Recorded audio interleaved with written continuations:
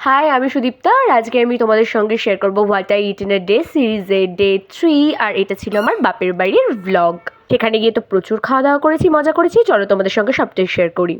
প্রথমে তো সকালবেলা খেয়ে গেছিলাম লুচি এবং আলুর তরকারি। এটা খেয়েই আমরা ট্রেনে উঠে চলে গেছিলাম বাড়িতে। লুচিগুলো তো যেমন নরম হয়েছিল তেমন ফুলকো হয়েছিল, খেতে তো লাগছিল দারুণ মজা।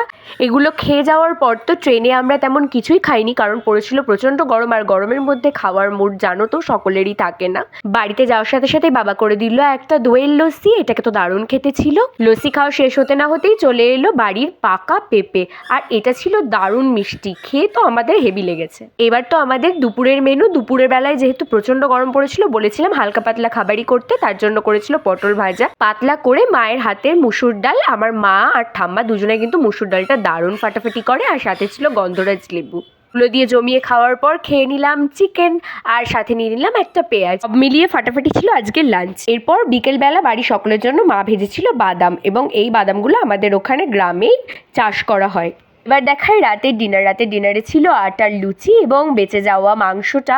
এভাবেই তো আমাদের দিনটা দারুণ মজায় কাটলো। দেখা হচ্ছে তোমাদের সঙ্গে নেক্সট কোনো ভিডিওতে। ততক্ষণের জন্য বাই।